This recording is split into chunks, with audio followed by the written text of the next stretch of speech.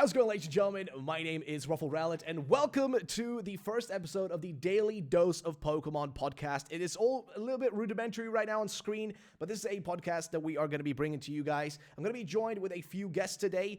We haven't really finalized who's going to be the main people on it, but I am joined by four lovely people. I'm going to go in the order of I guess how they are in the layout here, which is number one, my boy Subarashi. How you doing, my friend?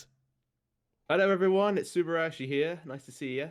Yes. And we're also joined by Light, which you guys may know from Twitter and YouTube. Makes awesome little theories and stuff, as well as other stuff on YouTube as well, if you guys want to go check him out. But yes, Light, thank you for being on, mate. Hola. Hello. How are you? Thank you for bringing me here. I'm really appreciate. Hello, everybody. I'm glad to have you on, man. I mean, you've been posting like crazy on Twitter as well, so I'm glad to have you on. And of course, we're going to be joined by probably an even crazier man on Twitter, which is, of course, going to be Kuro Blitz, the man, the myth, the legend, who just spams so many theories that I don't even know what to do with all of them. But how you doing, my friend? I'm glad to have you on. Hello there, Kuro Blitz here. Thank you for having me. It's been a while. Yeah, it's been a while, man. But I'm glad, dude. I'm glad to have you on, man, because you always have great theories on Twitter. So I'm always excited to see what you have to say about things. And finally, you guys may know him from the past podcast we used to run, but it is going to be the OG, your boy Camtendo. How you doing, my friend?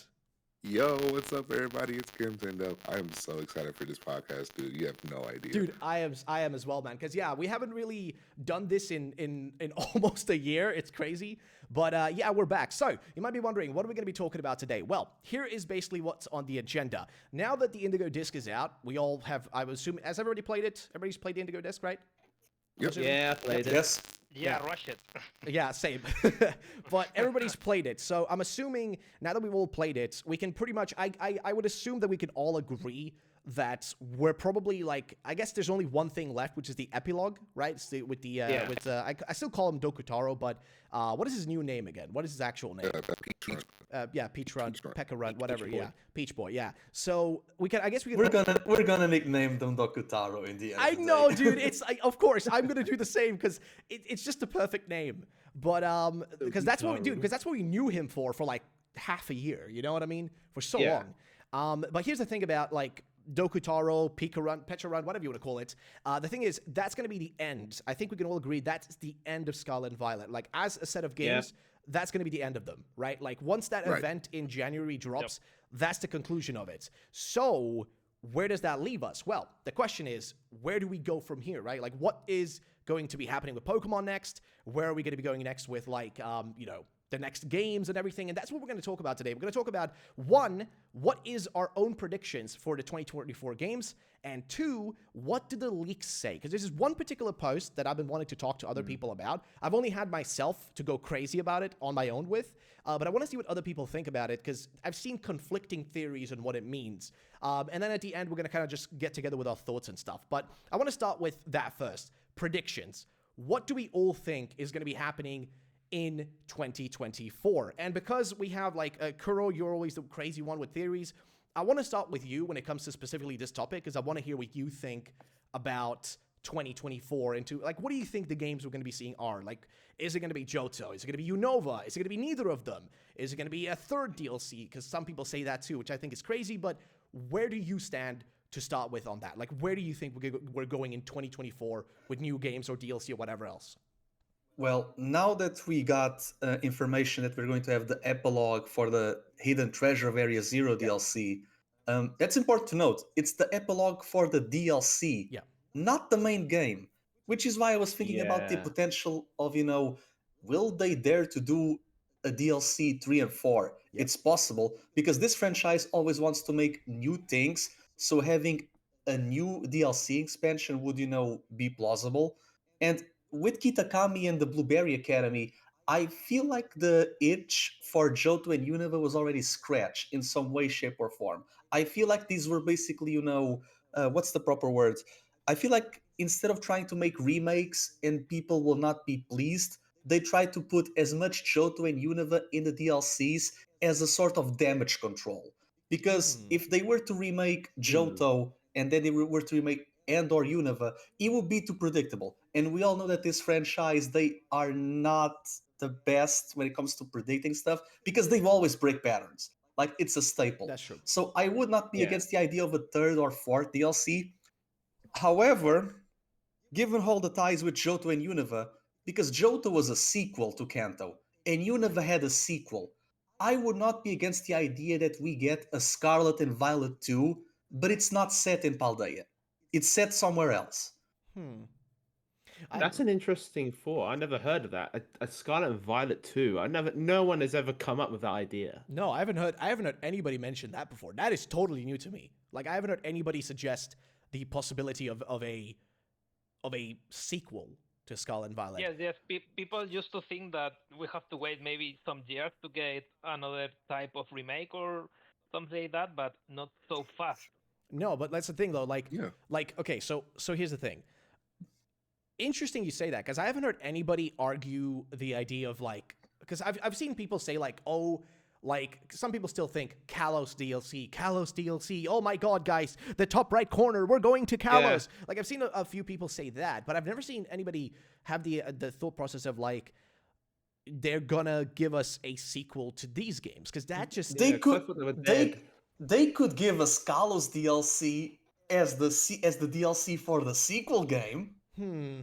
See, that's the thing, though. That's the thing, though. I think I go against that by one thing specifically, which is they did say themselves that, and if you think about it, I know you said they break patterns. They do and also don't. Like certain things stay the same. Yeah. Like certain things stay the same. I think can we all agree at least that the 3-year release cycle has stayed consistent. Like they don't really skip out on the For the much chagrin, yes, they should have had 4 years like Gen 3 and 4. Yeah, but even then. Yeah. But still, like if we think about the pattern, right? If we ignore like what they need, the time they do need versus like the time they have taken, if you think about how long, like for example, how long does a generation on average run? It's 3 years. I don't think it ever really, unless, like you said, unless we go all the way back to like Gen 1, 2, 3, 4. Unless you go that far back, you're not going to see that like the same pattern. It might be like 4 years instead of 3 years. But for the most part, can we all agree, or do you guys disagree that the standard pattern for a generation is 3 years? Like, do we agree on that topic? Yes. Totally. Yeah. Totally. Okay. So then I guess what I'm trying to say is, like, based on just the fact that it's always 3 years, it makes sense that Scarlet and Violet should be ending next. And usually they don't really do, like, I know Black and White, like you said, like, oh, those were like, Johto was a sequel kind of to to Kanto and the first games, and then Unova had the sequels with Black and White too. You can kind of argue that, but at the same time also, if you look at the patterns that do exist, the patterns that are consistent, it's not that uncommon for them to like take what's the best way to put this, I guess. It's not uncommon for them to take the stuff that like they've done in the past and repeat it, like aka new gen third game. And then, what is it like? Usually, new gen, third game, and then like either a remake or some sort of weird thing that happens afterwards, right? Like that's what we've like. If we start from, I guess, from Gen 6, if you start from Gen 6, right, it would be Gen 6 was X and Y, then ORAS, and then there was a gap year. 2015 was the only year since there was the last year where we didn't have a Pokemon mainline release. That was the last year where we didn't have a release. But after that, it's always been thought Pokemon Z was going to come out. Yeah, exactly. Everybody thought about Pokemon Z, but they did something, and this is where I want to go against the idea of like of like them doing a third DLC, which is that they specifically said that the DLC exists to replace the third version, right? And the thing is, we already kind of had the third version. And like the third version is the 2 DLC we got. Yeah, the DLC is basically Scarlet and Violet 2. Yeah, kind of. Not necessarily, but it kind of is that, right? Also, we have two things of life of Kalos. Number one is in the culture books, they are talking about Moon, that it seems like a Pokemon that seems in a specific region. They didn't say that it's Kalos, but this is one thing of life that we've got of Pokemon based in Kalos, and also we have the asset of all the Pokemon Home that they included all the Mega Evolutions. So probably in the next years, in the next 1 or 2 years, Megas will be come back. I don't know how. If maybe new game, new main game, or any type of other game, maybe Black and White 3. But this is only the two things of life that we have of Kalos. But that's the thing. I don't think Kalos is gonna happen. I don't think Kalos has like any. I think it's just like, because if you think about it, if you take every little hint that's in these games, you could say that any generation, old Pokemon generation, is coming back, right? Like there are references to Kanto, there are references to Johto, there is references to Hoenn. I mean, we had a reference to Hoenn in Indigo Disc. Like if you get your hands on the like if you talk to Atticus and you do like the what is it called, the what is it called, like I think Porto Marinada, if you go there and like The auctions. the auctions, yeah, the auctions, exactly. Like one of the actual uniforms is like the helmet that you wear when you do the Delta episode, right? So like every small little hint isn't necessarily, it's more like a nice little reference just so people can have. But there's a difference between those references and then when it's stuff is like a little bit specific, Yeah, right? because if you think about it, back in the Alola days of Sun and Moon, Professor Burnett was a character from Unova. We had no Unova in Alola. She was studying, Sinnoh myths. We had no Sinnoh remakes during Gen 7. And even we have a city that's Mali City that's inspired by Johto people. And we have the Kanto gym. Exactly. We got Let's Go Kanto, but we have nothing Johto related. There you go. So that's the thing, right? This is where I don't think, like, because I asked you first, right, what you think, Kuro, but is that what you think will happen, or is it more like you're kind of trying to be like the devil's advocate for a third DLC? I'm trying to be the devil's advocate, realistically speaking, because I feel like, because in the end, yes, DLCs replace third versions, but a sequel is not a third version in their entirety. I know they advertise it as such, for example, Black and White 2 and even Ultra Sun and Ultra Moon, and maybe they want to do something different, because while generations are every 3 years, who's to say that they don't want to break a pattern and basically, like imagine the following. It's Scarlet and Violet 2, but it's not set in Paldea. It's in the whatever the Netherlands region is going to be. You get the same you get the same starter, but they evolve differently, like how they do in Legends. And the biggest plot twist of the Soul would be the missing parent of Arven is the professor in this new region. Like, imagine that you are playing Pokemon Scarlet and you start in the Netherlands and Turo gives you a starter because Turo was the one who left. It would be it would be interesting from a story perspective, and they would break patterns, and they would, also, you would have two regions in one generation. That was never done before. But in terms of, I don't think this is going to happen because of two things. Number one is super ambitious, and Pokemon is a franchise that's very safe. Number two, marketing. Because if you have Scarlet and Violet 2, but it's not in Paldea, even Black and White 2, like when you have numbers in games, they don't tend to do that much well. Exactly. That's why Gale of Darkness was called Gale of Darkness and not called a CM2. That's why Battle Revolution was not called Stadium 3. Exactly. But see, that's the thing, right? So, but where do you stand if you think about what you genuinely think will happen next year? Like, where does your speculation go? Genuinely, I think we're going to get a Unova remake that it's going to be faithful until the post game. The post game, it's going to be, the paradox. Instead of having Black and White 2, we are going to get the events of those games condensed in a Delta episode, which will be called Episode Grey. I feel like the names of the games would be Pitch Black and Stark White. I've seen you post about that on Twitter. I've seen that post. Because I like those names. They would not call it Black and White 3 because it's been so much time. And even in Master ZX, we kind of have some events that would allude to a Black and White 3 plot, so that already happened. I would like the names Ebony and Ivory, but I feel like Game Freak would not use those. No, those would be a bit... Would it be compelling? Yes, but I feel like they want to stick with the Black and White brand. That's true.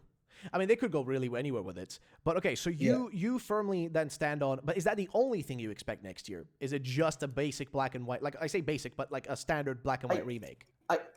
I think so, because if you think about it, like when people want Black and White remakes or they speak about it, it's like with Sinnoh. With Sinnoh, they wanted an enhanced version of Platinum, but we got just the basic Diamond and Pearl. With Black and White, it's a different case because it's a game that has a sequel to it. So you can have, like, until the sequel existed, everyone believed that we were going to get Grey. So this remake could be the Grey that we never got. It just happens to be in two versions. And maybe it will have a different post game because the post game of Black and White is very bare bones. The only thing you do is re-challenge the league to go fight Alder because you never fight Alder in the main campaign, Yep. and you help Looker arrest the sages. But there's one thing that happens: you don't battle the Shadow Triad, and they make Getz's basically bail from jail. So the events of Black and White 2 only happen because the post game doesn't make you battle the Shadow Triad to stop them. So if this is a paradox UNOVA, they could change the post game so that the sequels in this timeline never happen. Hmm. It That's would be weird, but it's possible. So it's like you prevented the sequel from happening, and I don't know how that would make people feel So because when it comes to Black and White 2, what people really like it's the features, the Join Avenue and the World Yeah. Tournament. So Yeah. interesting. I guess the story too. People did like the black and white story. I always hear like people like very much praising Yeah. the black and white story more so than some of the other ones. But okay, so that's where you stand on that. So I guess I'm curious to learn about the rest of y'all. So I'll go to Cam next. I'm gonna circle back to this again, but I want to see what like the rest of you think. So Cam, where do you stand as of right now? Like I guess on 2024, are you also on the same train as Kuro? Is it gonna be a standard remake? With stuff in there similar to the Delta episode that might be giving us that paradox, version of Unova? Or are you on the Johto choo-choo train with me? Like, where do you stand in terms of like what you expect in 2024? Well, I'm gonna be with Koro. I do think that it's gonna Okay. be a Gen 5 game. Okay. However, I don't know if it's gonna. I guess a remake would make sense, but I feel like we might get a sequel, but not black and like it won't be called Black and White 3 because, like Koro said, numbers harm titles, and it harms like sales numbers for them because Mhm. people will be turned off by the concept of like it being called Black and White 3. Yep. They won't want to buy it because they'll be like, oh, I'll have to hunt down Black and White 2, and that's like near impossible to find in like today's current like economy. Like a copy of Black and White 2 in America is like almost $200. Oh yeah. Hmm. Whoa. So like because the games are so rare, it's really hard to find them. But I can definitely see, or at least what I want to see, is a sequel to Black and White 2, but not called Black and White 2. And I want there to be like some weird shenanigans happening in it with like paradox stuff. I want the Blueberry Academy like students to come back, maybe not as gym leaders, but Ku did say that one of them is tied to the next game, which is like something I feel like a lot of people brushed over or like forgot about.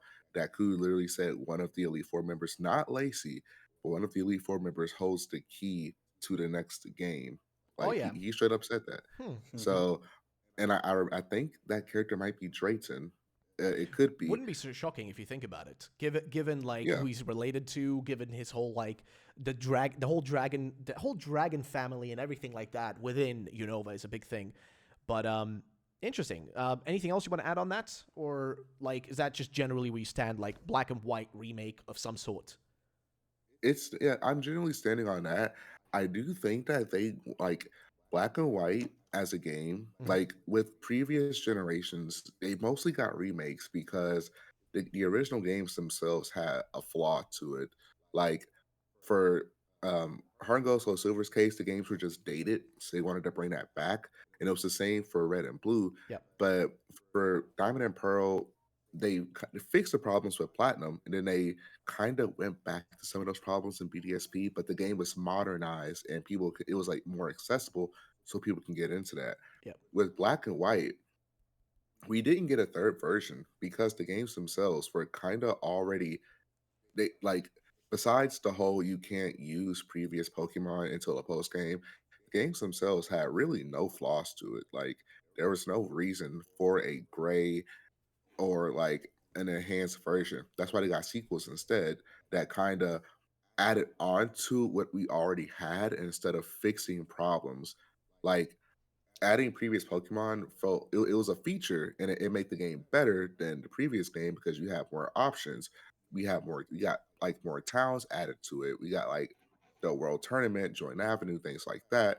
So there was really no reason to make a gray version. The only mystery after Black and White 2 was where is our previous protagonist? Where's where's our previous protag? And also what does the original dragon look like? Because that was even to this day, that's what most people want to see when it comes to a Black and White remake is the original dragon. So my uh thing to you guys is I feel like they want to get What happened? Hello? I feel like Oh, there we go. I feel like they are ending or they're getting Black and White out of the way faster so we can move on to the generation that actually needs fixing, being Gen 6. Because Gen 6 had more flaws than Gen 5 did. Like a lot of flaws. Story wise, gameplay wise, like Gen 6 needs it a lot more. Like Z was needed way more than Gray ever did. But I feel like they don't want to leave 5 out of the loop.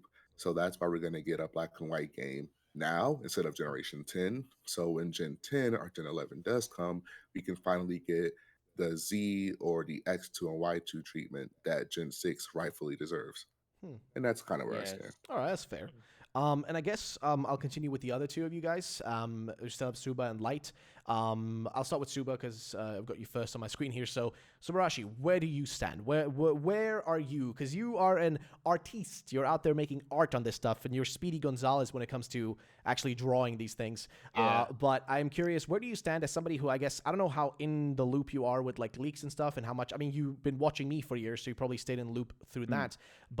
And you've been around me a lot, and we've spoken a lot and stuff like that. But how have you stayed in the loop with this? And like, where do you stand on the topic of Pokemon, like 2024, like what the game is going to be? Do I see it? I think we're gonna get a Unova game because the references in the DLC are so many, and they're like screaming out. And in my honest opinion, I honestly don't really want a remake in the next year. Why? Because it could happen. Well, it's obviously going to happen, as a lot of people have said. Yeah. But I don't want to see a remake or any other Pokemon mainline game because I actually want Game Freak and Pokemon Co. actually spending time to make a Pokemon game. I wouldn't mind one in 2 years, but next year, I'll hands down be amazed if there is going to be a remake next year. But I don't really want to see one. I would like to see like little like maybe mystery dungeon games and some other side like Gale of Darkness would be amazing to see remade next year. I guess that would be a dream come true. Spin-offs is something we could talk about in a different episode, because that's something that I think nobody really has been speaking about a lot lately, just spin-off games. Like, I haven't heard like... It's been very quiet. Yeah, exactly. Like, actually, if you think about it, what was the last spin-off game we had? If I'm not mistaken... Detective Pikachu. That was this year. Ooh, that was a stinker. Everyone hated that. That was a big stinker. Done with Unity also. Oh yeah. Oh right. Yeah, but that's the thing. Like, dude, it's like we haven't really had realistically as many as we used to have, right? Yeah, we had Snap 2, but it was done by Bandai Namco, so they only have like one wave of DLC. Same happened with Pokemon. Yeah, it's been a while. So I guess the last person that I want to ask, where do you think we're going in 2024? Light, my friend, where do you think, what game are we getting in 2024? Based on, like, you know, your thoughts and opinions and leaks and stuff like that, what do you think we're going?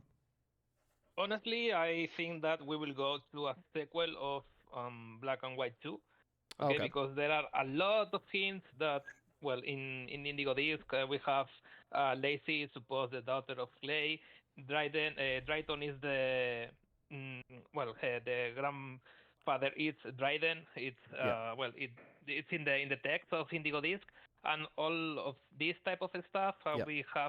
We need more answers about Paradox Pokemon. It's like in the Indigo Disc, they left more questions than answers. Yeah. So I think that probably could be connected somehow about Unova. That there happens, you know, the past and the future. We have Sekron, we have Reshiram, and I think that probably they will connect somehow Indigo Disc with Paldea with Unova. Oh yeah, see, that's the thing, right? So you all are talking Unova, and this is where I have to come in and like put down my hammer, because I'm gonna put it like this, okay? There are a lot of references to Unova. But I also want to take into account, and we're going to talk about this. I'm going to put this on screen for the viewers to see what I'm referring to. But I'm going to be talking a bit about as well what leaker Riddler Koo has been saying. But I want to put the hammer down and say that I feel like people have been looking over, like very much over Johto in this conversation, like just in general, and just like not in our specific conversation right now, but just in general. I have had that thought as well. Yeah, like maybe Johto game as well, but let Ica have Johto and let Game Freak make a UNOVA Legends game. You know, at the same time. Yeah. See, this is where I'm at with this. This is okay. So this is my personal speculation for 2024. This is where I think we're going to be going. I personally think we're getting 2 games, not maybe the releasing next year both. But we're definitely getting 2 games announced on Pokemon Day. That's at least my theory. And I can explain, if you guys don't mind me going on a little rant, because I'm a Johto stan. But this is where I sit, right, on my thoughts. When I look at what Riddler Koo's been saying, and I want to hear your thoughts on this in a second, but first my speculation. Based on the 2 things that we got in the Indigo Disc and also the Teal Mask, those 2 DLC, for me, are very strange. Because both DLC keep perpetuating this idea of past and future. Think about it. Kitakami is set in Japan, right? Most of the original Pokemon generations were set in Japan. Those are the old games. That's the old generations. The newer ones are usually set outside of Japan, right? The first 4, all Japan. The following 4 were all in other locations. That's one little thing to me that's very interesting. And if you think about it, Kitakami, Japanese feeling, very traditional, right? All the people there, it's all about tradition and stuff.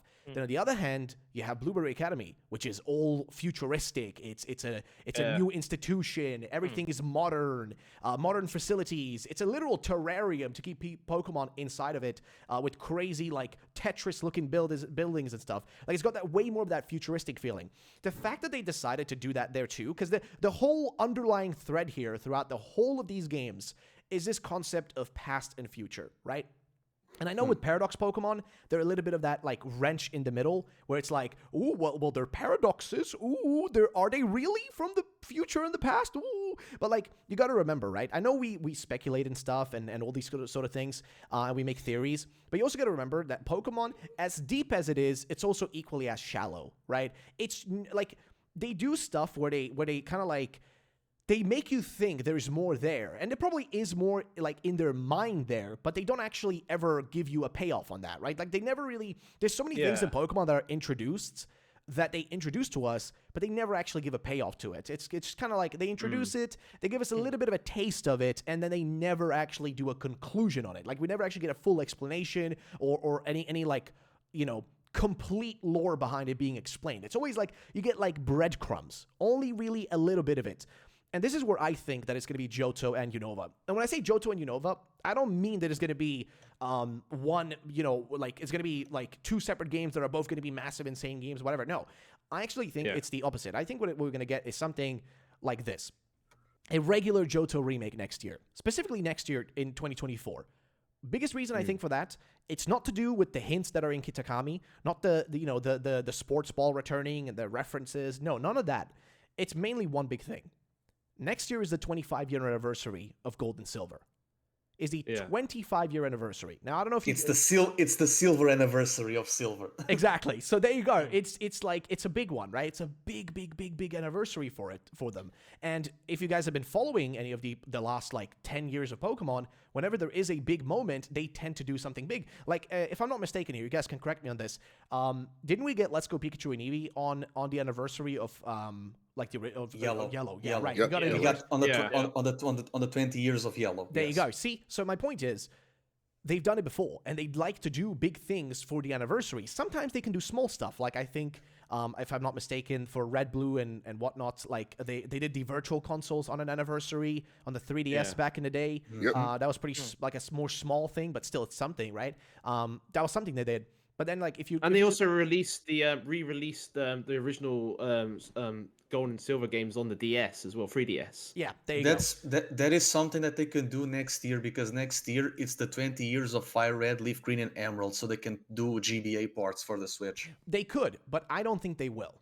I'm gonna be real. I don't think they will, and I don't know why. I mean, there has been that whole Game Boy Advance thing that they've had. Like they added the emulators for it, right? That's in the actual Nintendo Switch Online now. Like it's accessible. But I don't know why if they've been waiting, why they keep waiting, except unless, like you guys say, it's maybe for that whole like anniversary thing. But I personally think it's going to be a remake. And the reason I say it's going to be a remake is because if you go back and think about all the generations, the last generation we got to, like, the last time we got to see Johto was 2009, right? It's been longer since we saw Johto last time than when we saw Black and White. Like, Black and White is closer in history to us than Johto is. Johto has not been seen for so freaking long. And I feel like it's about time to return there. It's like, it's been a long time. It doesn't exist in 3D. There's a reason to remake it. Like a 3D version of it, a new modern, version of it. Also, I know you guys said earlier, I don't know who said it specifically, that like remakes aren't really necessary anymore. I don't know who, that they kind of like, they exist in this way of like improving upon the original games, right? I don't know who said it. Was it Cam? Was it you or Kuro? I think it was. I think it was either me or Kuro, but also you just reminded me. Gen 2 and 5 are the only two games that haven't been modernized to include Fairy type. That's that too. But literally, they're the two generations that just haven't been like brought to the current era, right? The two generations that have not been given like any attention since they came out, like since they like we last saw them. Since the last like time we saw them, it's been over a decade each. You know what I mean? And they even remade Kanto before remaking Sinnoh. Like, there you go. Because we have Ruby Sapphire, Fire Red Leaf Green, Diamond and Pearl, and therefore we have Auras, Let's Go, and BDSP. So this will be the re-release of Heart Gold and Soul Silver, and I would be down for that because they need to fix the level curve and the fauna. I want to see Johto Pokemon in Johto, Wilderness, and team building. See, that's the thing. I'm gonna be real with you. I don't think they're gonna remake Heart Gold Soul Silver. I think they're gonna remake Gold and Silver, and that's it. I'm not expecting it to be a bombastically good game. I'm expecting a very basic, rudimentary remake of Gold and Silver. They never made a remake from a remake. No, exactly. And I think what they would do is they would just remake Gold and Silver what it was. They're just gonna recreate that, and then just add like a kind of a solution for the whole crystal element of it, right? Because like even in BDSP, the stuff about like Giratina is still in there. It's just they kind of make it a little bit shitty, right? We don't have the actual distortion world in BDSP. No. We just have like a little, goofy. Room. Yeah, we just have like a room you can go into to get Giratina, but it's still in there and whatnot. And there's like a few references to Platinum, like the outfits and stuff like that. So I feel like this remake, like I'm expecting a very rudimentary one. I'm not expecting like Legends Johto or anything like that. I'm expecting something very simple and small, but that's for 2024. I think, like I said, I'm expecting 2 games to be announced, but not 2 games to be released in 2024. I expect a Legends UNOVA game. When I say Legends, I don't mean an actual Legends game like Arceus that's set in the past. Yeah. When I say Legends, I would say, you know what? Legends is a bad way to call it. I'm going to call it an experimental UNOVA game. Like a game, like think about it. In the last like 10 years, we've had way more experimental mainline Pokemon games than the like 20 years before that. Like I don't know. Am I crazy for this? Like if you think about it, we had like, let's just go through like this. Wait, Let's Go Pikachu and Eevee, which was a remake that wasn't that was a remake of Yellow that functioned very differently from like actual Yellow, right? Like the catching mechanic was Pokemon Go related, right? It was an experimental game. It was an opportunity for them to be like, hey, let's capitalize on the Pokemon Go market. Then Legends Arceus. Why did Legend Arceus actually exist? It exists in this weird position, I feel like, where it's almost like a good kind of representation of this like past future theme as well before they even released Scarlet and Violet, but also it was a test run. It was a test run to test out certain features within Pokemon within Pokemon like Legends Arceus that would then be fully realized in Pokemon Scarlet and Violet, like the actual open world. Like think about it. The regular Scarlet and Violet open world is like a non-stop open world. Like you can go from place to place. There is no, like, I mean, there are some loading screens, but for the most part, it's a seamless open world. You can go from A to B just riding around on your Koraidon or Miraidon, right? That's the thing. That wasn't possible in Legends Arceus. That was like, everything was zoned out, but the zones in Legends...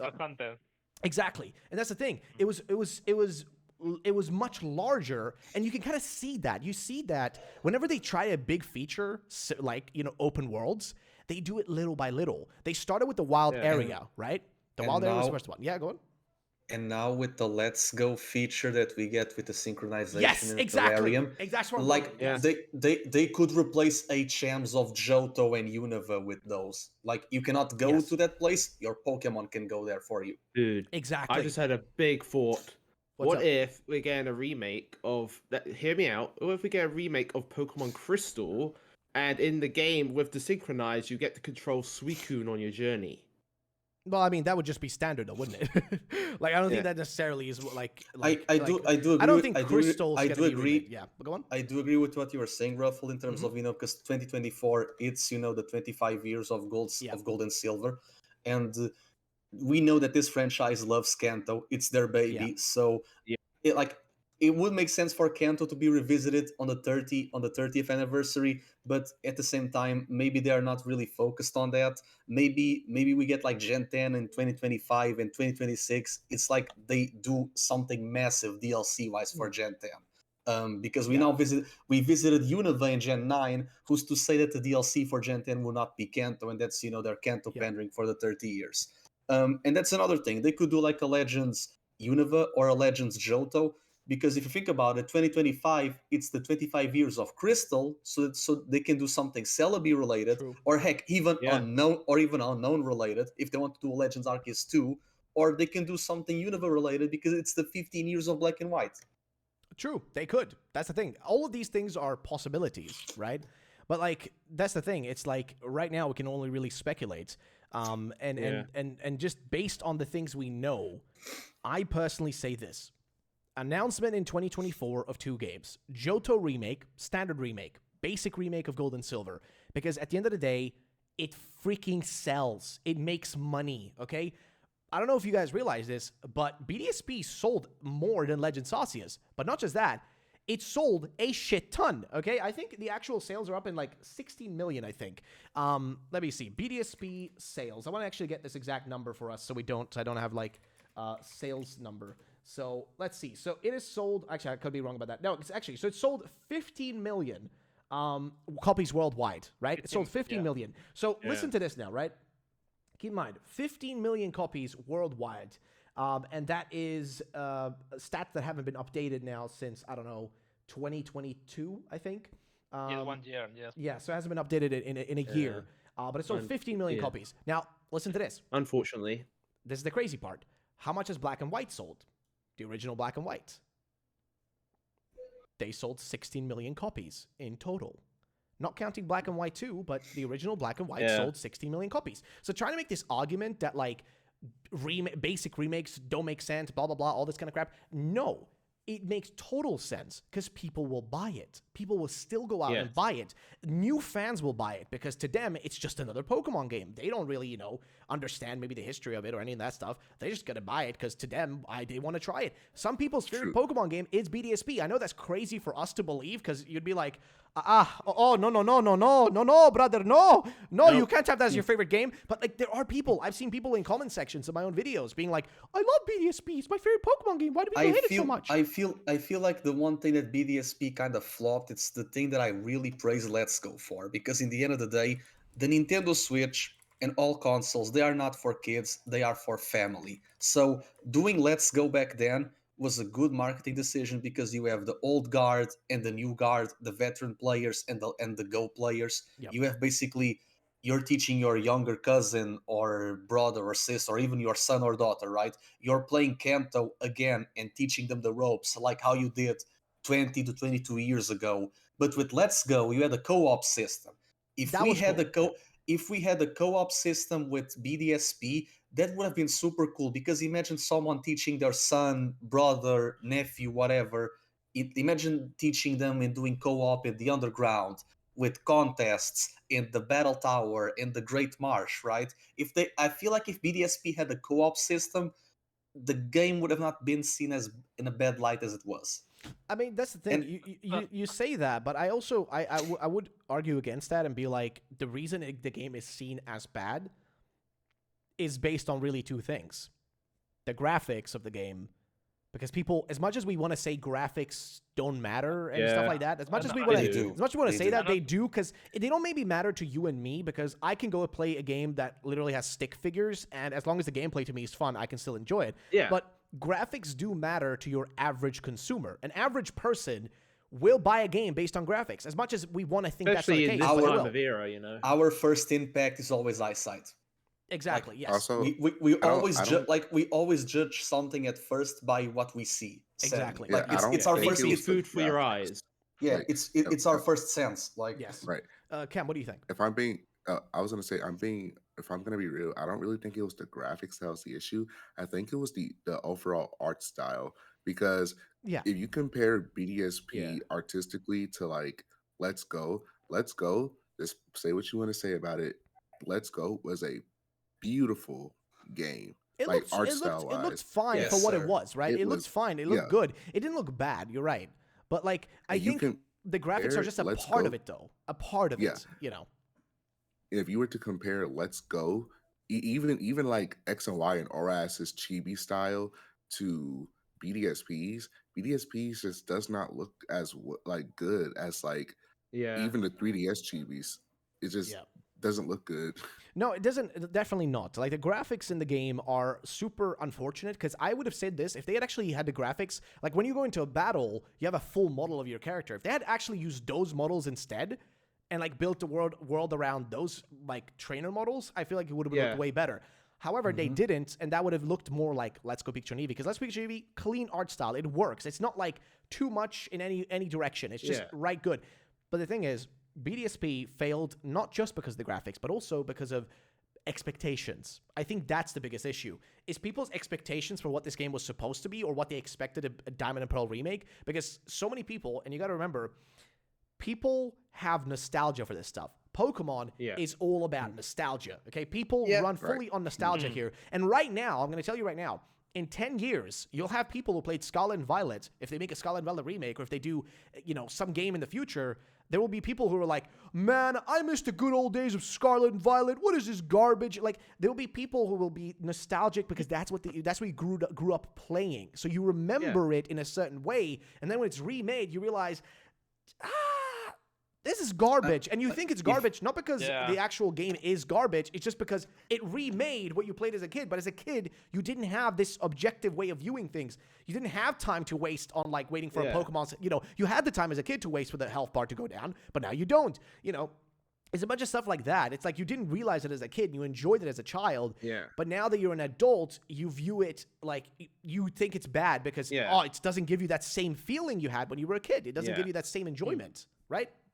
the one thing I'm kind of curious about, whatever if they do Johto or UNOVA, it's the interface for what's it called, the Poke Gear and the C Gear, because they use the bottom screen of the DS. Like, are they going to do something like they did with the Poke Catch? Yeah, probably, yeah. I really hope not. The Poke Catch was so badly implemented into BDSP. It is so clunky, and it sits there so awkwardly on like the top right of the screen that I just didn't like looking at it. I mean, the thing is, if they remake the games, it's not necessarily like that they're gonna remake every feature the way it used to be. They might just recreate it as a whole. Like, literally, the whole feature might be remade in a different way to see, like, to fit the current console and to fit the current, like, player base, and not necessarily look like what it used to look like. And here's something that I also figured out, because in the end of the day, like, think about the games that we have and the games we had before, right? Legends Arceus, it's about the past. Paldea is about the present that tackles the past and the future. So realistically speaking, what they could do is have the next Legends or the next title game being more future, being future centric. I would advocate for a Legends Genesect, because if you really think about it, in the Rainbow Rocket episode, the Getses that we meet, it's a Getses from a reality that he won. So Hilbert and Hilda failed, and Nate and Rosa never started their journey. But what if they did, and it's like a Legends Genesect? Like, in every city, you have Genesect. Like, this is very fanficky, I know, but imagine like an apocalyptic Unova, right? It's a paradox. Every Unova city has a Genesect with a drive, and the drive is now modified with Terra energy, and we get like a Terra drive instead of a Terra mask, and all totems are Genesect. They just operate differently. I don't know if this would happen. It would be cool if we got, our black and white tree being, a Legends of the future. But that's one thing they can do too, because Johto is very inspired by the past. Kanto is technology, Johto is tradition. We all know this. Yeah. It would be cool if we get a Johto. If it's faithful, it is faithful. I would like to see a proper sequel to Johto, like how Johto is in the future. Are they more technologically advanced? Yeah. Are they independent from Kanto? Because I feel like when we think of Johto, Kanto has to tag along, sadly. Johto sadly cannot stand on their own. Kanto can, but Johto sadly cannot, and that's really unfair for the region. It just feels like they are there as an extra, right? Yeah. Yeah. But what is true is that if we get a Unova next game, it's probably that we will get 2 games, the next games that will be based in the past, as happened in Opelucid City, that we have a past city and we have a future city. So probably this is a good cocktail to make a past version of all black and white and a future version of all black and white. I don't think so. I don't think that would happen though, because that's the one thing you have to remember. Like, keep in mind, you have to also look at this from a business perspective, right? There is no reason for them, like from a business perspective, unless it's going to be a big difference. You know what they could do. You know what they could do, Ruffle. Here's the thing. The Switch, as we know it, started with Kanto. Let's go. Like, it really didn't start with Kanto, it started with Zelda, but the first Pokemon game was Kanto, right? So if they want to bookend it with a return to Kanto, not really for the 30th anniversary, but for the Switch lifespan, Johto being the last game on the Switch makes sense, because you start with Kanto and you bookend it with a Kanto revisit in the Johto game.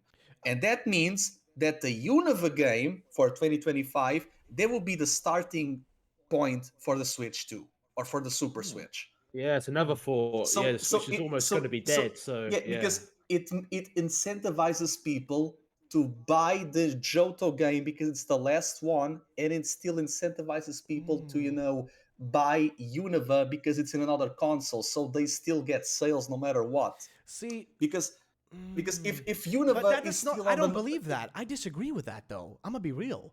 And I want to say there's a specific reason I disagree with that. Pokemon has never been beholden to the console. Like, Pokemon games have always released on like Nintendo consoles after their lifespan and the new console was already out. Like, if you really think about it. That's true. Yeah, that's true. So, like, that's why I would disagree with that one. I would actually go fully against that one, because I don't see that being in any way related. Like, I don't think that the next 2 games are going to be on the Nintendo Switch 2. I think that perhaps maybe the next generation, and I'm even skeptical on that one, to be honest with you. I know it might sound crazy, but I'm even skeptical about the next generation being on the Switch 2, Switch Pro, whatever you want to call it. I'm even skeptical about that one. And the reason I say I'm skeptical is because of just the fact that, like, we don't even know about that Switch yet. We don't know when it's releasing. We just have some leaks and rumors and stuff about it, but we don't actually know anything concrete yet. There's no announcement. There's nothing to go off of yet. And also, whenever they do announce it, it probably won't release for about a year. You know what I mean? So if they announce it next year, there will still be a whole year's worth of time for it to actually come out. And the thing is, of course, Pokemon might, the company over there, they might already be working on the next Pokemon game, and it might be already planned to go out on the next, console or whatever. But, like, it doesn't also stop them from selling it to the existing market of people that they already have. You know what I mean? You already have an install base, and Pokemon is, as much as people might go against it, is one of the best-selling things on the Switch. Like, it's one of the best-selling franchises on the Switch. They always sell millions. They always sell a ton of copies, which is why, to me, I think the both next games, whatever the next 2 games are, whether it's just a single remake, whether it's a remake and then the final generation, I think whatever the next 2 games are, they're going to be on the Switch still, because there's a massive install base. There's a massive amount of people that are still going to be playing on the Switch and buying games on the Switch before its lifespan finally ends off, right? And there's going to be still a bit of time before, by the time the next Switch is announced, which can happen literally at any given time, there's still going to be a long period of time before it actually releases, right? Because they still got to get some stuff done. But yeah, go on. Yeah, but even probably Switch 2, they will be able to use the games of Switch 1. I don't think so. I don't think so. Maybe partially, because you're right about one thing. Yeah. Usually, and I think the first generation of the first generation of Switch 2 consoles might be able to do it, but then not after that, because that's what they do with every Pokemon, every Nintendo console, right? The Nintendo DS, when it came out, right? And the Nintendo DS could play, actually all the way back to Game Boy. First Game Boy plays Game Boy games. Game Boy Color plays Game Boy and regular Game Boy Color and Game Boy games. Yeah. Then Game Boy Advanced, it could play the first, the first, the SP or whatever, that could play, or actually, no, I think all of them could play, but that's true. The Nintendo DS had the Game Boy cartridge, but the DSi did not. Exactly, right. So, but that's still a DS at the end of the day. Like, the DSi isn't really, it's equal to me as the Switch Lite. You know what I mean? It's just like a addition of sorts. But then they remove it little by little to make sure that, hey, you want to play your old games? Well, go buy the other console, because this one's not going to have it, buddy. I don't think necessarily Nintendo and Pokemon, has ever been beholden to the console that much. But here's what I'm going to say. This is what my speculation. I'm going to end the speculation section. We could probably go on for hours, but it's already been 1 hour of talking. But I still want to talk about the rumor, and I want to hear your theories on it, because I have my personal final theory for it. But this is what I'm going to say is on my speculation on this. In February on Pokemon Day, they announced 2 games. One of those games is a basic remake of Johto that would release in 2024 to celebrate the 25-year anniversary. And then the second game they announced is a UNOVA experimental game, a game kind of set in the future of UNOVA. It's different. It might even have open world elements to it, and it might bring back, and I think this is the biggest part, it will bring back this new feature they showed us of you controlling the Pokemon, like the Synchro Machine. That feature will return, and I think that feature will be a big part of the next generation. I think that feature is going to be a massive part of whatever Generation 10 is. I am 100% certain of that. That's going to be a big part of it. Especially with the teams of Black and White, because the whole ordeal with Team Plasma, it's to liberate Pokemon, to make them equal to humans. What do you do with the Synchro Machine? You become the Pokemon to have the freedom to explore the world. Exactly. So that's the thing. I think it's the perfect way, because keep in mind, what did I say originally? What do they do with Pokemon games? They use them as testing grounds. Every Pokemon game is a testing ground for the next generation. Think about it like this. And I'm going to use only this one example and not any others. The open world. When did we first get the open world tested in Pokemon? Sword and Shield. Sword and Shield in the wild area was the first time. But remember, keep in mind, sequentially, every single thing after that became a little larger and larger. So remember, the wild area, the first open world zone that we ever had in Pokemon, but that was just a small zone. It was a very small area if you think about it. What was the next thing? It was the DLC for Sword and Shield. They tested it again. What if we made these areas, a slightly larger area, but now we have everything is open to players. Right now they can go anywhere they want. Awesome. But then that's still not enough. So now they have to make a full open world, but they still don't do a full open world that's seamless. Instead, they do Legends Arceus, where they test out the feature even further, right? They make the Pokemon, the zones larger, more Pokemon moving around. They test out new movement features, like your character dodging, throwing Pokeballs. And then finally, the concept of an open world Pokemon game is finally completed and shown to us in Scarlet and Violet. That was how they tested it. They used the games in between as experiments. That's what Legends Arceus is, the experimental Pokemon game. It's testing out these features and at the same time fitting in with the themes that they've set up of past, future, present, all that kind of shit, right? And then what's happening now? The Synchro Machine. It's been introduced now. The concept's been introduced. Now they can bring it back. They can bring back the concept of controlling Pokemon again. Because remember, what did she call that feat? What did she call it? She said it's a prototype, right? It's a prototype. It's just a test machine. It means that it isn't a completed version, which is exactly what the wild area was. It was a prototype of an open world in Pokemon. And that's the same thing with the Synchro Machine is. It's a prototype of you becoming the Pokemon. Control it. Right now, what can we actually do? You can just run around, fly a little bit, and hit other Pokemon. Just punch them. But imagine if they make it where you control the Pokemon, but you actually go into combat as the Pokemon, proper combat, use different moves, control the Pokemon in the world, use your Thunderbolt on Pikachu to shoot something in the distance. My point is, That this, like, if you think about what's the next big thing they can really do with Pokemon, that's the only thing I can imagine them even doing to be the next big selling point, right? The next big thing. You become the Pokemon, right? Yes. Pokemon Palworld.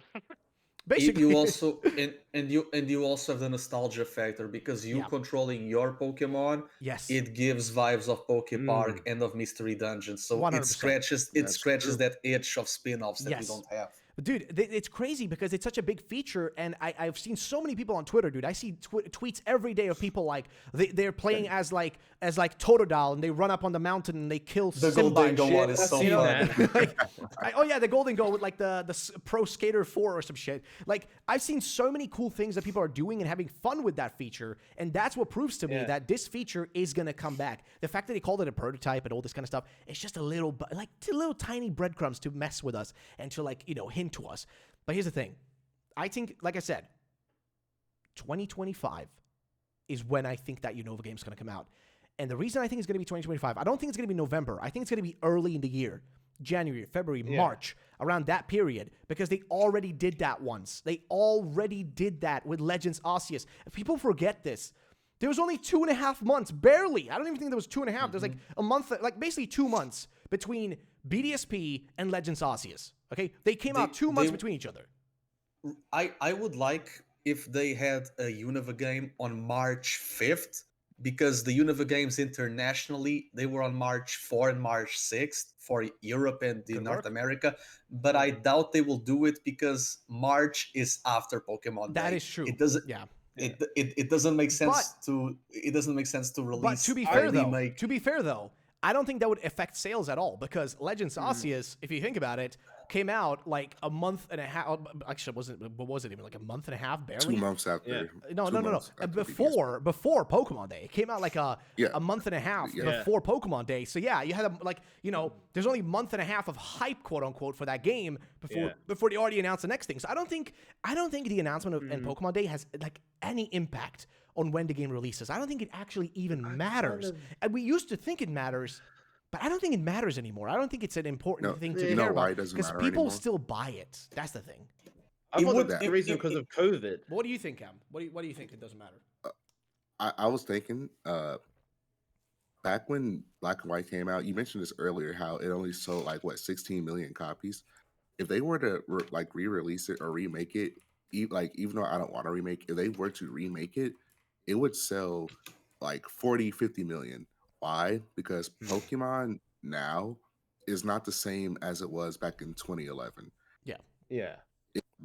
Now, it is the highest grossing franchise in the world. Yeah. Back then, it was still big, but it's not as big as it was now. Yeah. So they can release anything right now, and it'll just sell millions, because Pokemon as a brand is just a moneymaker. Keep in mind also, Black and White were the worst selling games, but also they were also the most ambitious games at the time. Like, people hated, like, it's so funny now, but if you go back to when X and Y was announced, people hated Black and White. Like, it's so funny now, people love it. People are like, oh, Black and White, best Pokemon games ever. The same way, I'm telling you, Scarlet and Violet, like, the people that hate Scarlet and Violet and stuff, you're going to be hearing in like 5 years, people are going to be like, Scarlet and Violet, best Pokemon games ever made, best shit, fuck everything else. I'm already hearing that. Exactly, that's what I'm saying. Like, Gen 5 was hated. People hated it. If you looked at 4chan back then, oh my lord, people hated Black and White. So I don't think necessarily, like you said, Pokemon is honestly bigger than it was then. It's larger now. Like, it's bigger now than it was even then. Especially with Pokemon Go, there's been a whole new audience that didn't even know about the games like any other way. I have met people in real life that only know Pokemon Go. That's their concept of Pokemon. When I tell them, like, oh no, I play the actual games, they're like, oh, but what do you mean? Pokemon Go is the actual game. I'm like, no.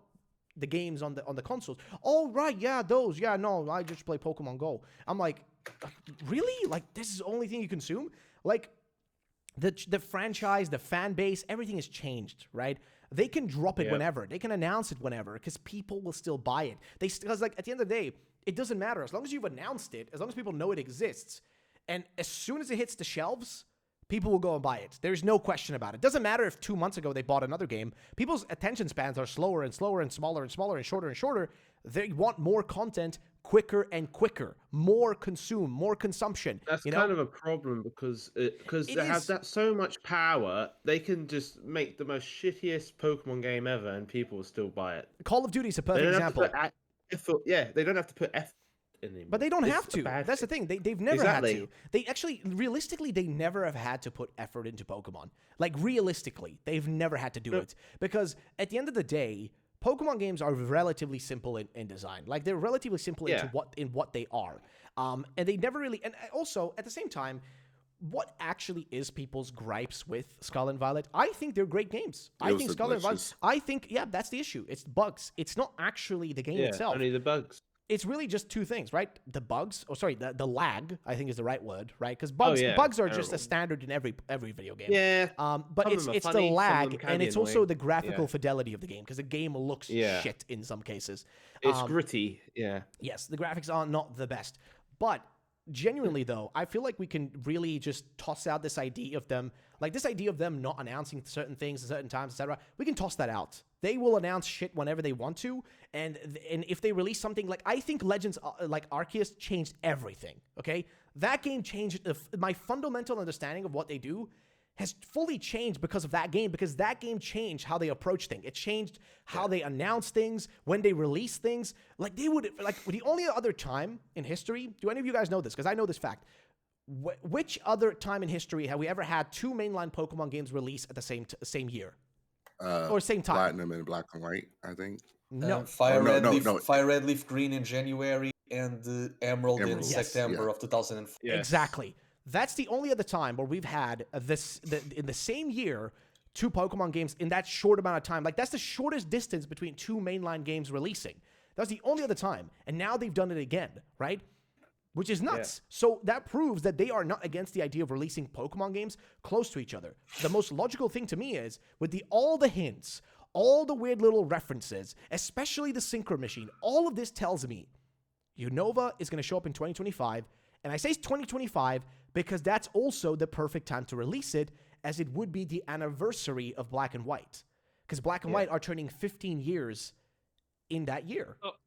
So 2025, the new UNOVA games and Gen 10.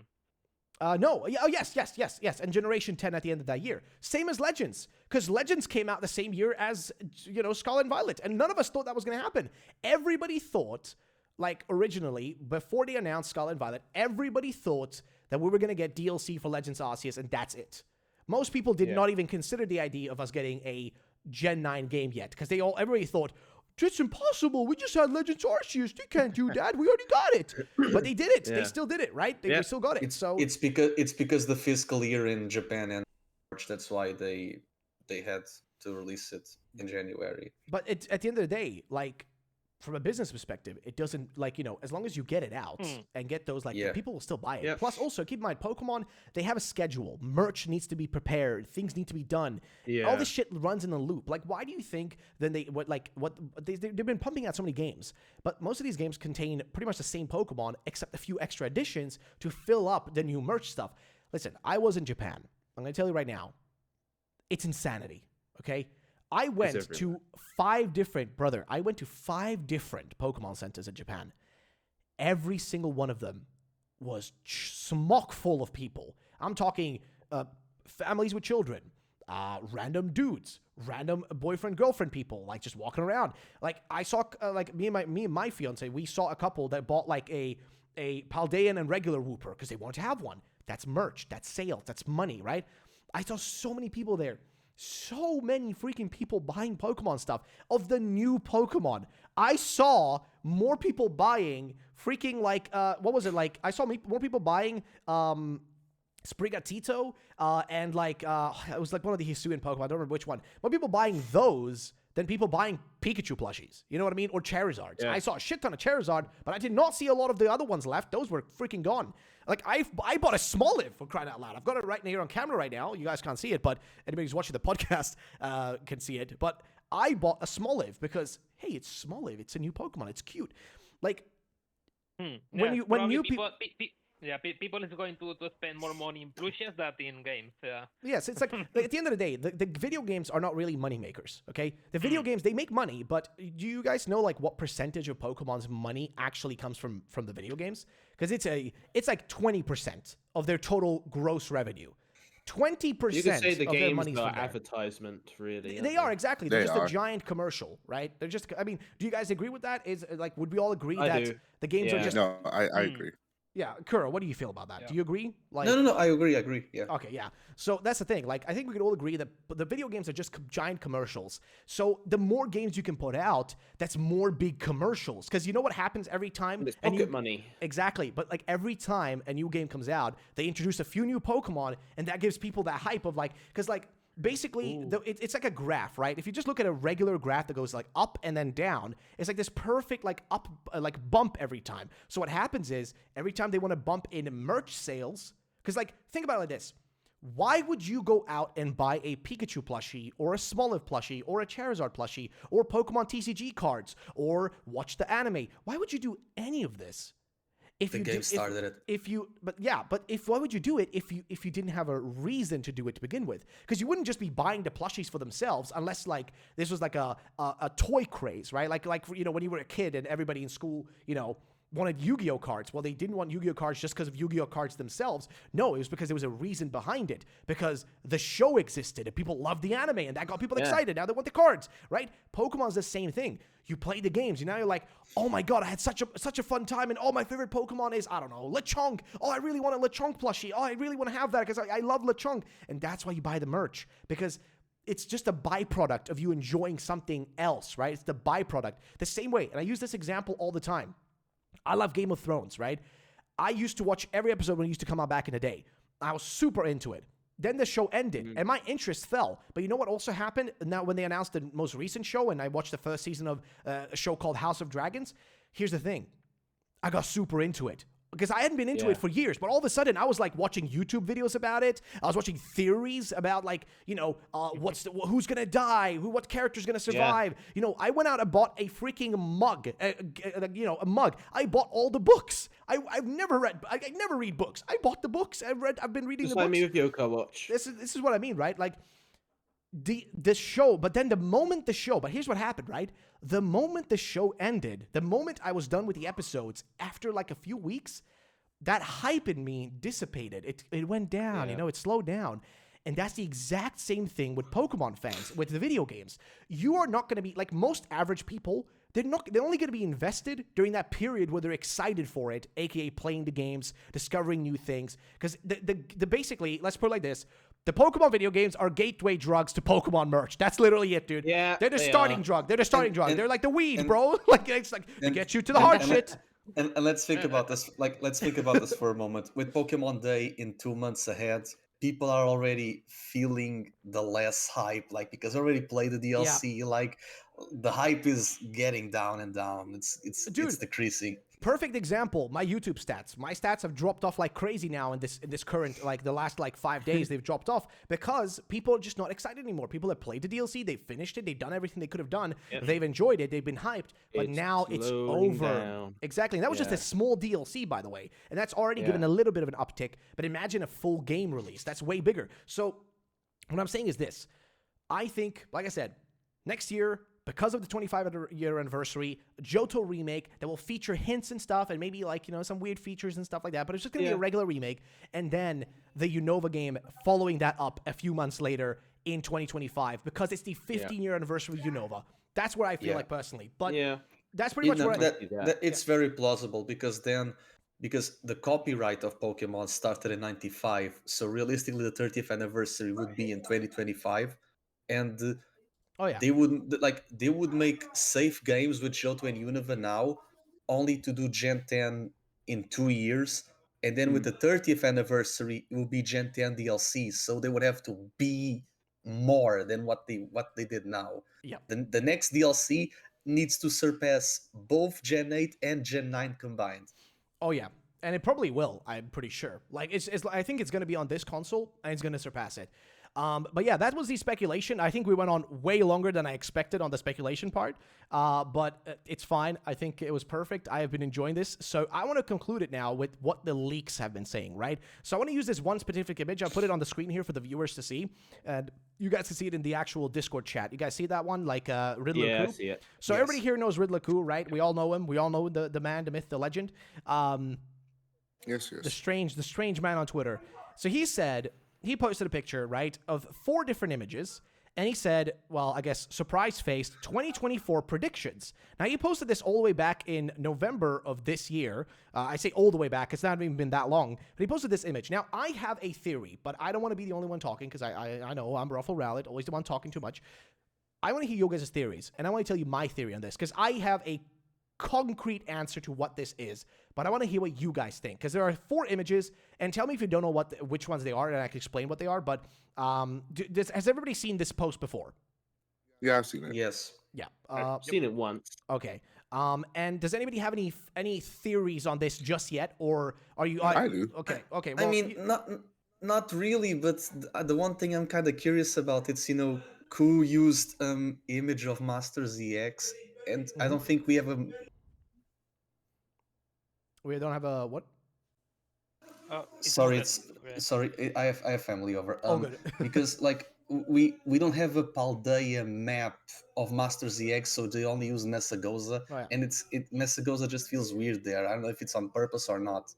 Well, see, that's the thing. I have a specific theory for that. Actually, Cam, I want to hear what you think first, because you were going to say something. What is your process?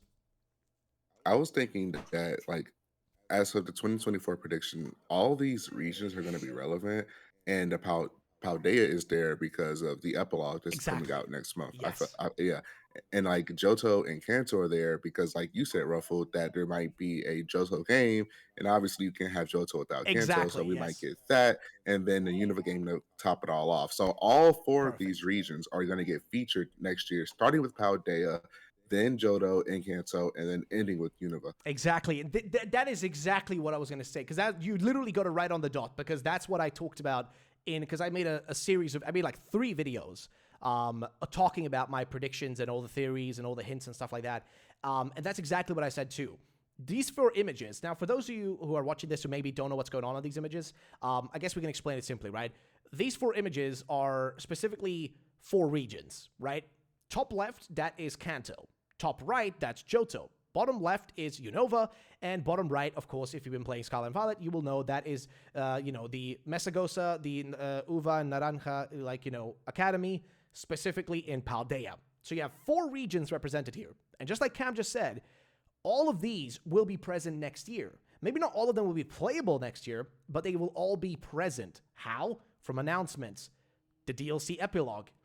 I say DLC epilogue, but that's actually the game epilogue, technically, sort of. They'll be present through the epilogue. They'll be present through JOHTO remakes, and they'll be present through a UNOVA game, right?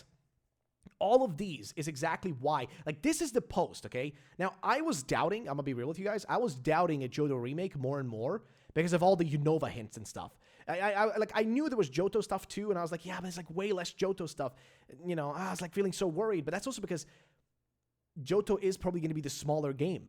And that's like, that makes total sense. But like, I was feeling like, less and less confidence on the Johto train. Like, choo-choo, the Johto train. We're going back to like, Ecruteak City. Here we come. Time to bust, Morty's ass. But like, what changed it is this image. Because why does he include Johto, Kanto, UNOVA, and Paldea? Like, why? Why would he include all 4 of those? Because all 4 of them will be present next year. All 4 of them. Because if you think about it, that epilogue, that is kind of a little DLC on its own. Like, it's a 1 hour long event. I played it already. I probably shouldn't be saying, but I already played it. But like, that's a whole event. That's a whole separate event that you have to go through that concludes. It's a perfect, I'm going to be real, it's a perfect ending to your friendships and adventures in Paldea. It perfectly concludes. Like, what it does is, it brings together your Paldea adventure with your Indigo Disc and, Teal Mask adventure. It brings the 2 of them together and finishes it, which is the perfect way to do it. So that's why I feel like this all makes sense to hint towards both the games. Because why is Johto and Kanto in there? Like, why are those 2 in there if they were not getting a Johto game next year? It just seems super stupid to include it. But it's because, like I said, Johto, Kanto, UNOVA, and of course Paldea are all going to happen. Now, any thoughts you guys have? So basically, what you're saying is that Paldea for the epilogue, Yes. Johto Kanto for the game, UNOVA for the announcement. Yes. Yep. Yes. Okay. So Yeah. one question that I have, it's basically, what do you think the names of these games for Johto are going to be? Okay. So that's an interesting thing you mentioned, because I mentioned that in my video as well. Again, video's not even out yet. They're scheduled to go out. But I did mention that. I think they're going to be basing it off of the little hints we were given in Detective Pikachu. Golden Sunrise and Silver Waves. Those are the two. Those are the two names. Okay. Those are the two names. Pokemon Gold. I mean, if you think about it, the names actually sound good. Pokemon Golden Sunrise and Pokemon Silver Waves actually sound like good names to me. But those were the two names that were actually hinted into. I don't know if you guys, again, I played Detective Pikachu Returns. Horrible game, but there is this moment in the beginning of the game where you go to a house, and inside there are two paintings. One painting is of Ho-Oh, one painting is of Lugia, right? I'll see if I can maybe get this on screen here. If somebody can actually send it to me in Discord, I can maybe show it for people who are watching. But basically, these two images, if you talk to the images, right, if you interact with them, right, if you go up to one of them and interact with it, they literally will say, like for the Ho-Oh one, it says, it's a painting, and it's called The Golden Sunrise. Interesting. You go to the other one, it's a picture of Lugia, and it says, the picture is called The Silver Waves. Like, very specific names, right? You know, very specific names. That's what I think they will be called. The Johto games, in my opinion, that's what I think they'll be called. The UNOVA game, no clue. I have literally no idea what they can do with that. Like, that to me, I just call that the experimental UNOVA game. Because I don't even think it's going to be a Legends game. I think it's going to be something different. Just something very, very, very different. Like, just something we literally can't put a finger on it because we don't know what it is yet. It's like we can't even imagine it because it's literally something they've never done before. That's what I expect that game to be. Something very, very different, experimental. But what do you guys think about that? Because Kura, you asked me like what I think the name is, but what do you think about Golden Sunrise and Silver Waves? I don't think they're going to be the names. I think because I'm still on the Pitch Black Stark White hype train. Now in Sword and Shield. In Sword and Shield and DLC, we get the glistening black and sparkling white bikes. We already know that, That's right? true, yeah. And I was like, glistening and sparkling, GS, gold, silver. What if we get, those, but for the other name? Like, for example, it will be SGGS, sparkling gold, glistening silver. Oh, that's a good one. That's actually really good. Oh, that works. That definitely works. That is good. That is a good one. I like that. Like Pokemon Sparkling Gold, Pokemon Glistening Silver. I like that. I am actually on board for that one. I don't think that doesn't sound too bad actually. That doesn't sound too bad. I like you that. But because like the other names, they also have an element, like for example, Fire Red Leaf Green, Fire Leaf Nature because of Hoenn, Heart Gold and Soul Silver, Heart Soul Emotions, the Lake Trio of Sinnoh, Omega Alpha letters like X and Y. True, but let's go as its own thing. Yeah. Brilliant Shining like the Wishing Stars from Galar. So now we would have Sparkling and Glistening because of the crystals of Area Zero. True, but keep in mind also, and if they are faithful, Brilliant Shining, Sparkling, Glistening, they are all luster focused. That's fair. That's fair. But also keep in mind, this game would be more akin. I'm not saying it's going to be a Let's Go game, but it would be more like a Let's Go game because it doesn't really fit into the remake schedule. You know what I mean? Like I feel like it wouldn't be a part of like the regular remakes. It would just be kind of its own thing. You know what I mean? Yes. But yeah. So I guess as a kind of way to summarize this, does anybody have like their own personal thoughts on this picture, like the Riddler Coup post? Anybody have any personal thoughts? Like Kuro, I don't know if you said anything, or Subra, Light. Do you guys have any personal theories on this? Yes, I mean, what we can see of Kanto and Johto, it also could be possible that we are going to get Virtual Console port. That's true. Then then we have the UNOVA remake or the UNOVA sequel, and the 4 image, as you said, is the DLC of Picheron, Yeah. This is my, probably also can happen what you said. I mean, everybody wants that we have these new games of Johto and Kanto, but I don't know. Game Freak is Game Freak, and probably they just go and they redo the Virtual Console games, and that's all, That's true. but but probably not. No, but you're right though. That is one possibility, right? That it could be virtual console games. That is very possible. But I doubt that so much though. I really don't think they would just do that. Like I don't know why. It's like they didn't even sell that well when they did the virtual consoles on the 3DS. And I think that's kind of what stopped them from doing more of that. Because if I remember the sales on it, it was barely 1 million copies or so sold of red, blue, yellow, or whatever. Like back then, and gold, silver didn't really sell that many copies of them. I don't think they really did that well.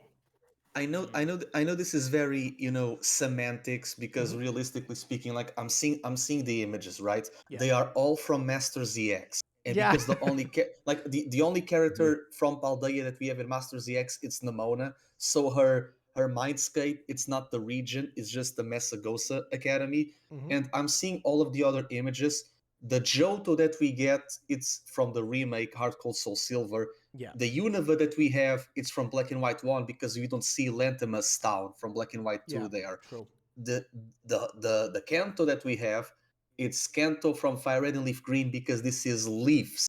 This is Leaf's mindscape, the female protagonist that you have in Fire Red Leaf Green, not Red, Green, and Blue. So it's going to be the 20 years of Fire Red Leaf Green. They could do Game Boy Advance Sports. That's also a possibility. You're not wrong. I mean, then again, that's just like if you really go deep into it, right? Which could be the case because it is Riddler Coup at the end of the day, and he's very strange. But also sometimes, sometimes he's super like specific, and other times he's super like.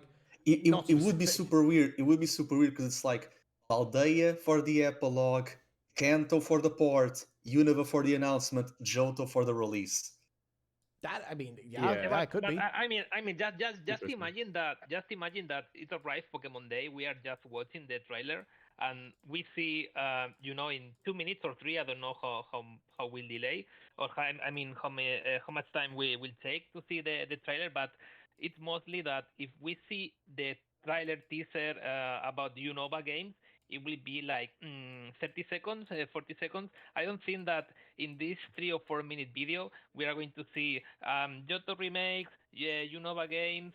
I mean, that I suppose that they want to do is, okay, so maybe we bring the ports of Johto and Kanto to you, okay, and you say, okay, very good, nice. And then in the final 30 or 40 seconds, we see this teaser about UNOVA game. So this will be the focus of the the Pokemon Day. Yeah, but I don't know. I guess we're gonna have to kind of wait and see with that. And you also want to know what will be more focused about Johto, the anime, because the anime the anime now. We have a plot where they are trying to find 6 specific Pokemon, and they already found 3 out of those 6. Even though the 4th one, it's Rayquaza and it's roaming around. Maybe it will have a plot next year because it's the 10 year of Auras and the 20 of Emerald. That's besides the point. The other 2 hero Pokemon that these new characters have to find, it's Kleavor and Entei.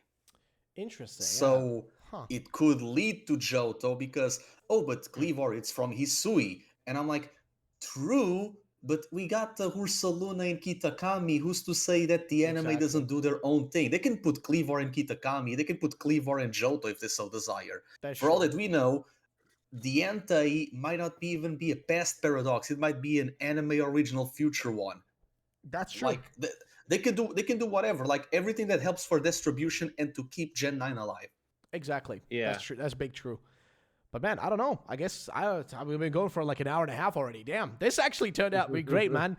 But yeah, I mean, I feel like there's still much to talk about. I just don't want to, go on forever here because we've already been going for an hour and a half. So I just don't want to go on for too long.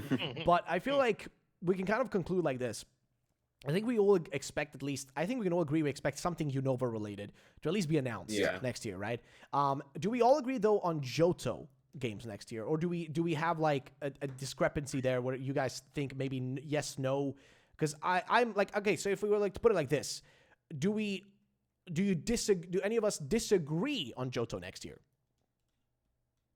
Like, I'm kind of convinced. I'm convinced. All right. That we might. Well, what I think is that, well, as I said before, let Ica have the remake of Johto and and let Game Freak have the Legends. Well, I wouldn't say Legends, like similar game to Legends of the Unova remake in Right. next year. It could be possible, but as I said, I don't really want a remake. I want to save it for 2025.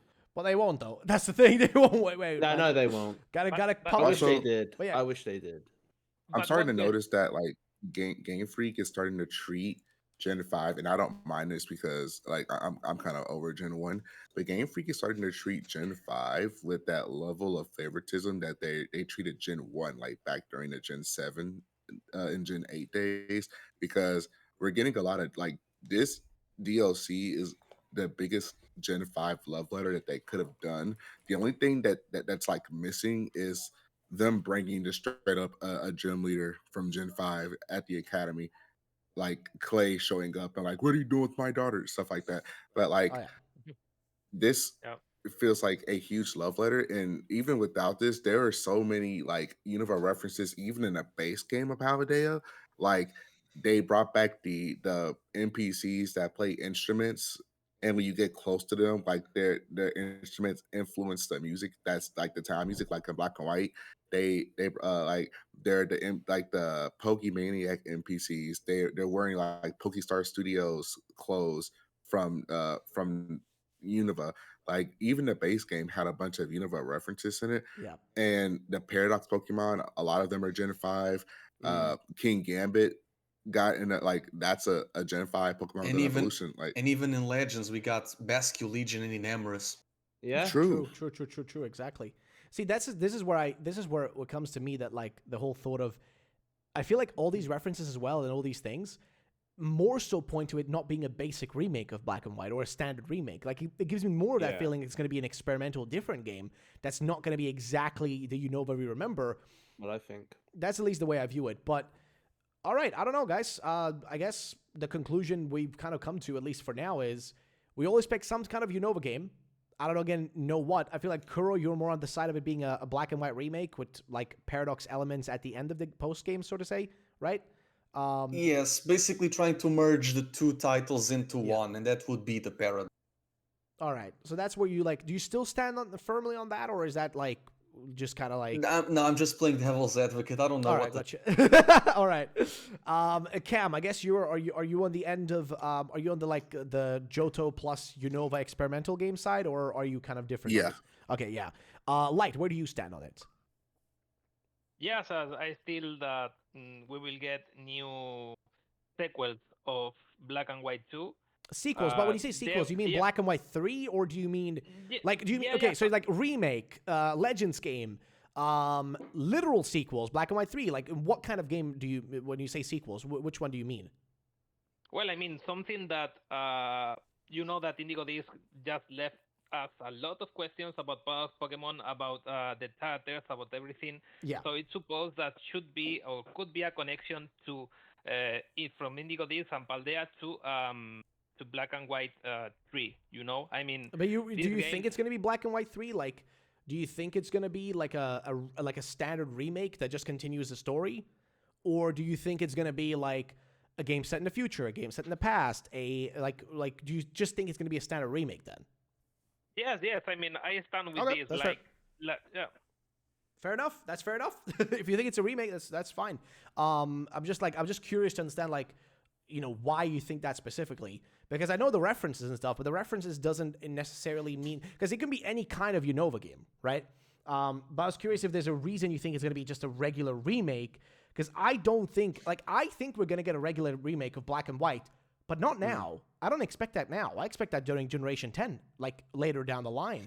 Like I expect us to get a regular remake. I don't expect that to happen now, though. I'm expecting us to get a weird experimental Unova game, or this experimental Unova game is their way of doing remakes going into the future, where remakes will no longer be a standard remake, but instead these weird experiments. It's a revisit. Exactly. so. Yeah. Kind of like literally a paradox, right? Like a separate timeline, a paradoxical version, a version of it that isn't like it is black and white, but also isn't black and white at the same time, because it's a new place, it's a new region. Like you can almost say that Hisui in some messed up way is a paradox of Sinnoh, even though it isn't, because it's technically set in the past. But how do we know that? Oh, we can assume that's the case, right? Yeah. But that's the thing, right? Like, basically they can really go anywhere with it. And I guess Suba, you're the final person. Do you expect? I guess I'm assuming you expect Johto and Unova next year. I'm I know a you bit said mixed. I honestly really? don't know. All right. Yeah. Well, I'm more towards the Unova aspect. Like, we don't even know what the true dragon even looks like. That's And fair. also, we've also already seen something like that with Dialga and Palkia in Legends Arceus. Right, with the their origin original form. Oh forms. yeah, the origin forms. Yes. Yeah. True. Yeah. Interesting. Yeah, I guess they could do that, huh? They finally utilized the Godstone item.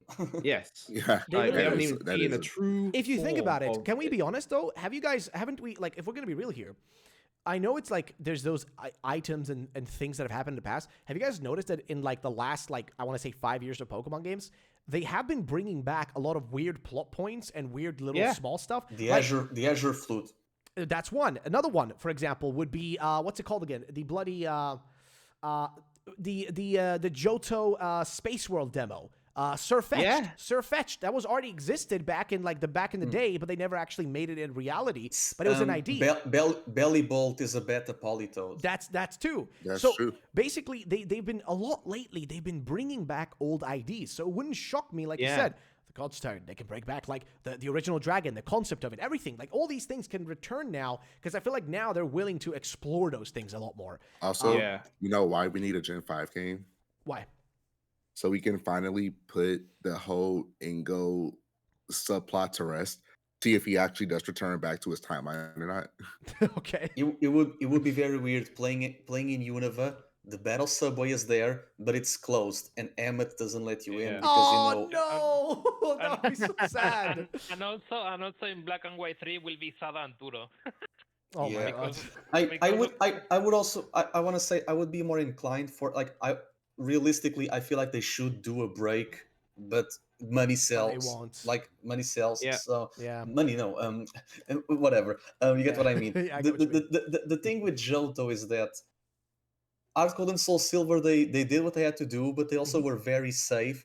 The level curve and the fauna distribution were not fixed. If they do Johto and they don't fix those two aspects, like I don't want to go to Faulkner's gym and fight the PG and Pidgeotto. Give him a knot to a Hoot Hoot and a Murkrow, for God's sake. Brother, I am playing through a hack of Liquid Crystal as Silver right now.